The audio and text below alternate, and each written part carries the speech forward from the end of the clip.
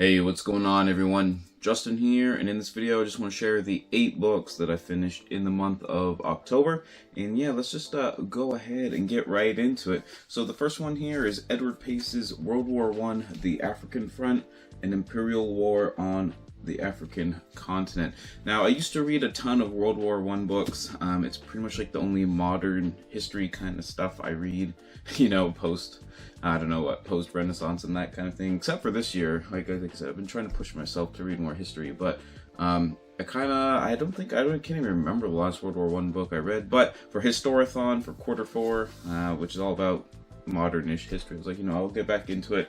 I'm going to try to read one, well, maybe another one before the end of the year. But as it says on the tin, this is all about the conflict that's kind of going on in Africa during World War I, most notably between the Germans and the British, on the mostly on the east coast of, or the eastern portion of Africa.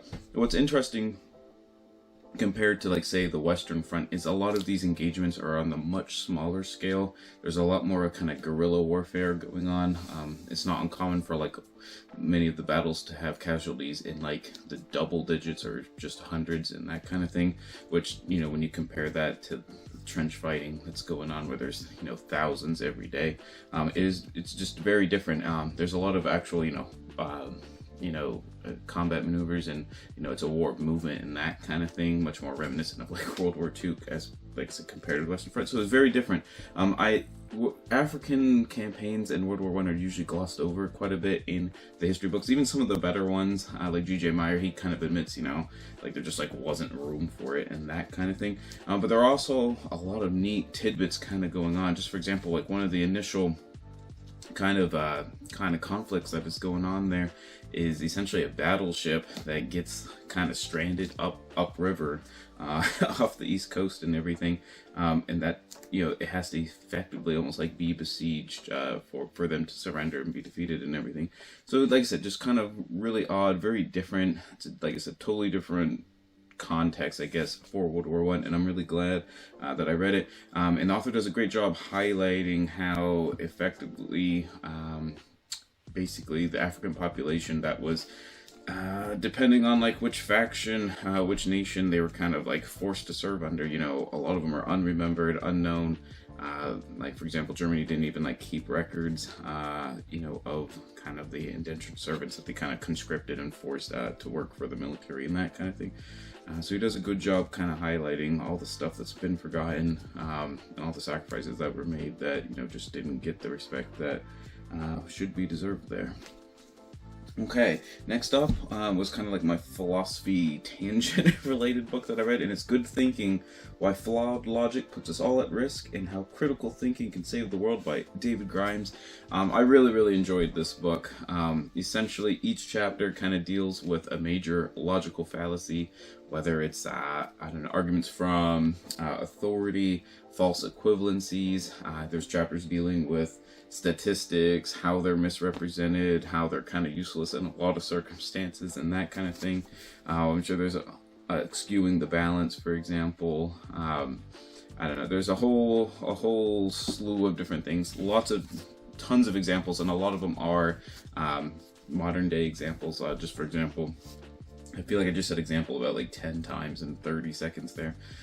One of them, is dealing with the whole scam that vaccines cause autism. He kind of gives the historical context of what happened and then how that sort of played out and how it came to be, and it kind of, like I said, just primes the reader to kind of look for these things in the media, kind of in everyday life and culture and everything, just to kind of be aware of them and find ways to combat them, because it's kind of disheartening just to see how ridiculous things have gone. This is like a very good primer too for Demon Haunted World that I recently just started. I feel like it's kind of in that same line kind of mindset and vein, but thoroughly enjoy it if you like I said, if you like reading about critical thinking skills, and like just kind of said, like just our general thinking illiteracy, not even just scientific literacy, but just, you know, just logical illiteracy that's kind of going on in the modern day and age. That'll be a good one for you.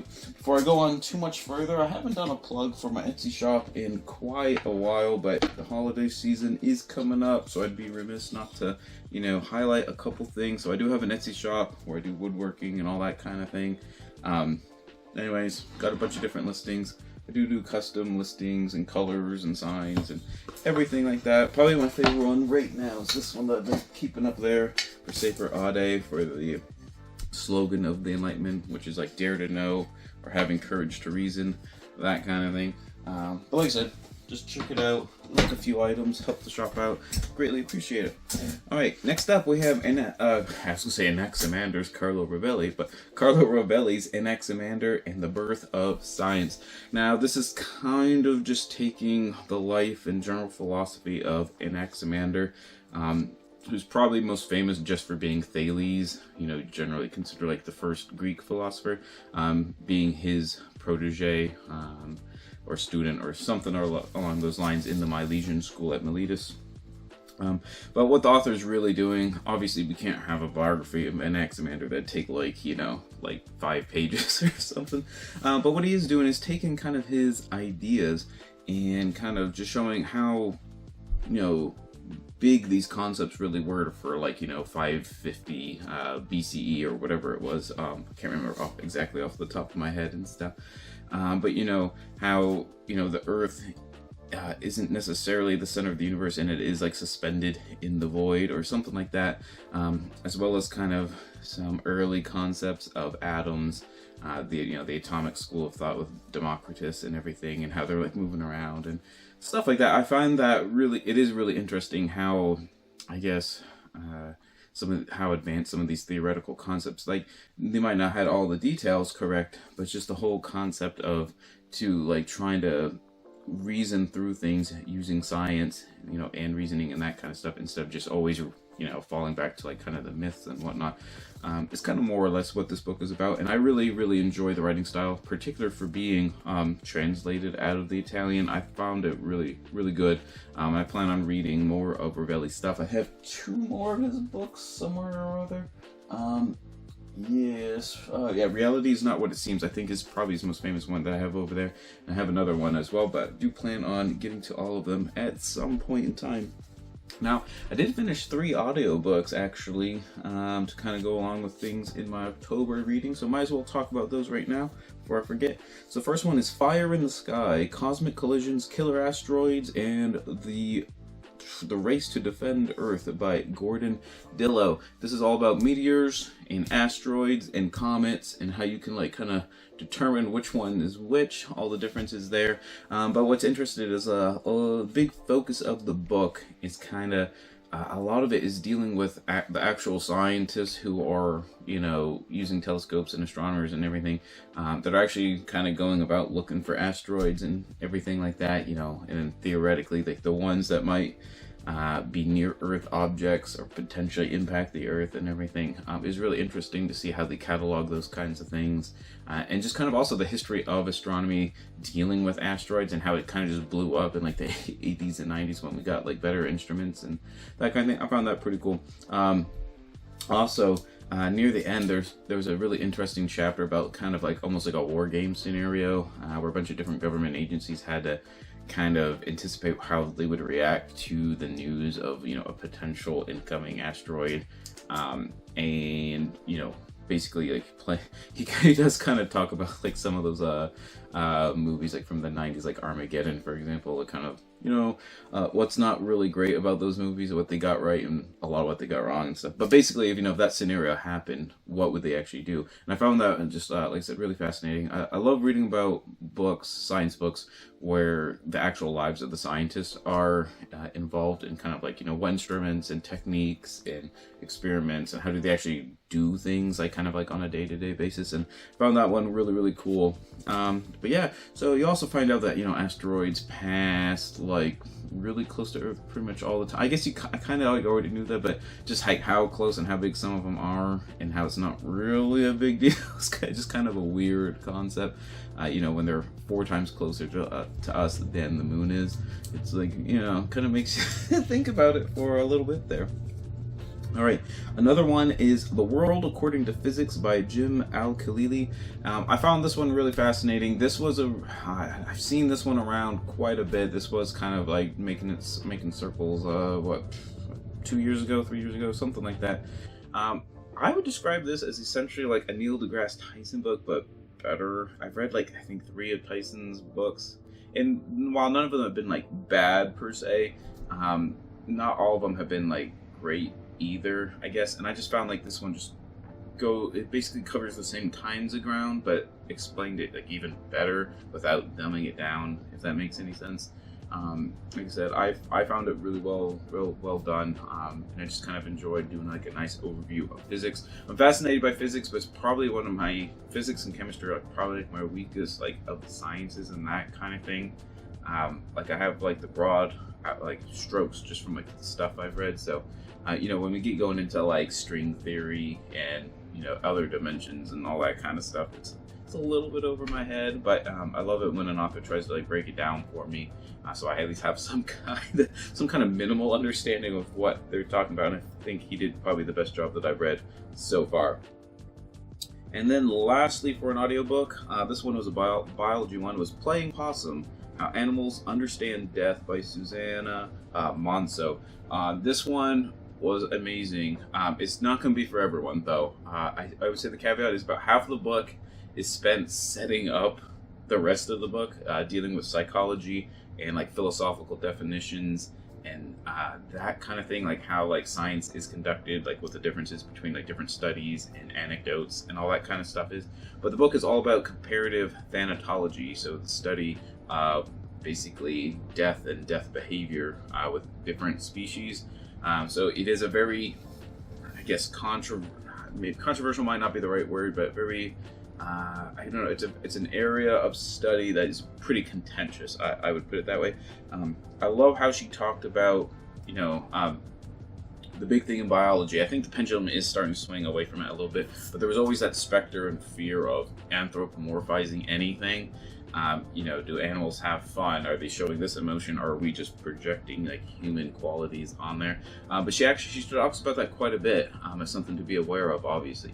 But she also talks about how there's basically its opposing view, which is anthropectomy, which is essentially denying animals these characteristics simply because we think humans are the only ones that have them.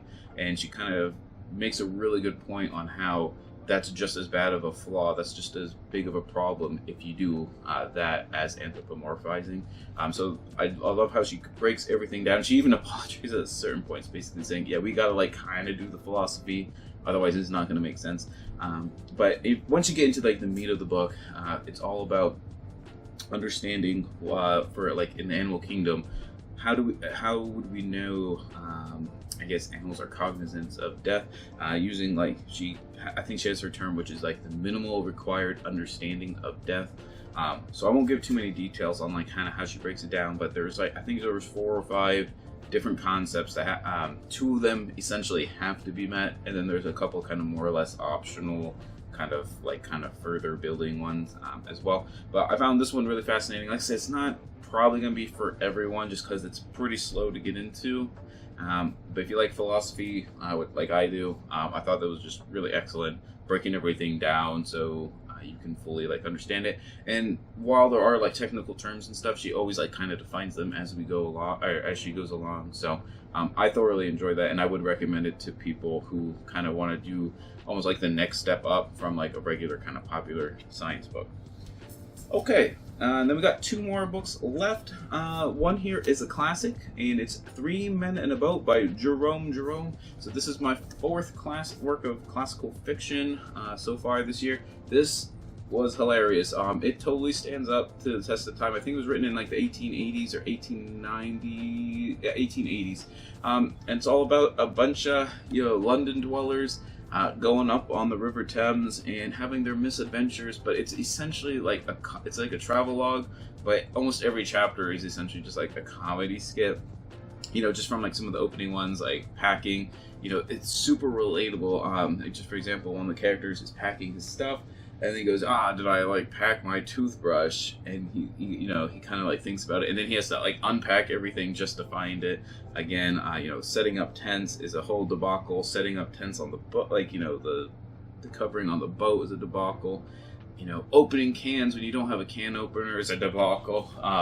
But I found it really fun. I don't know, like I said, I feel like it totally stands up. And there's actually a sequel in this Oxford. There's Three Men on the Bummel, which I think is basically the same characters going for like a long bike ride through the Black Forest in Germany, if I remember correctly. So I'm definitely looking forward to reading that one as well at some point next year. But like I said, just a really good comedic work of fiction. If you got other classics that have more of like a comedic element to them, let me know down below so I can totally check them out. And then lastly, we have The Great River, The Making and Unmaking of the Mississippi by Boyce Uphull. I did like this book. I was hoping, it was probably me not doing enough research. I was hoping there was going to be a little bit more of like kind of the ecological history of the Mississippi River, as well as the kind of geological and cultural history. But the majority of the book is dealing, the vast majority of the book is dealing kind of just with the cultural history of the Mississippi, effectively, like, you know, different groups that have used it for different things, politicians that have used it to kind of push through different projects, you know, damming of the river, doing trade on the river, all kinds of stuff like that. I do wish there was a little bit more, like I said, on the natural history, but that's like me kind of just like wanting that kind of thing. I did find it interesting. I've been to Mississippi once before, once or twice. I think once I can remember anyways. So it is kind of, like I said, it is very interesting. It is like, you know, a landmark of like kind of Americana, especially. But yeah, definitely changing like over time. I have read a book too.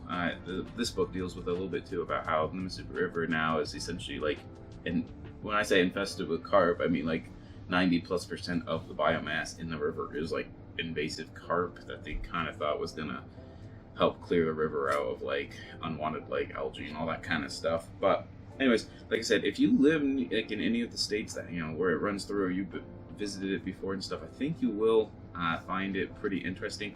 I did like learning about like different tidbits, like, you know, for example, like was it the steamboat kind of era, and kind of what that really entailed, and how we have like a very romanticized kind of rendition of the steamboat era and stuff.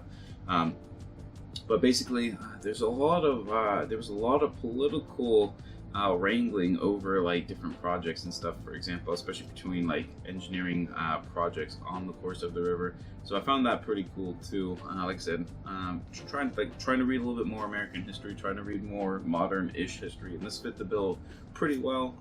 It's on a pretty nice niche kind of ecological topic, so I like that for sure. So there you have it. Those are the 8 books that I finished in the month of October. Let me know what your favorite work was that you finished last month as well. I'm always glad to hear what everyone else is reading. But whatever you decide to read for November, always remember, read victoriously.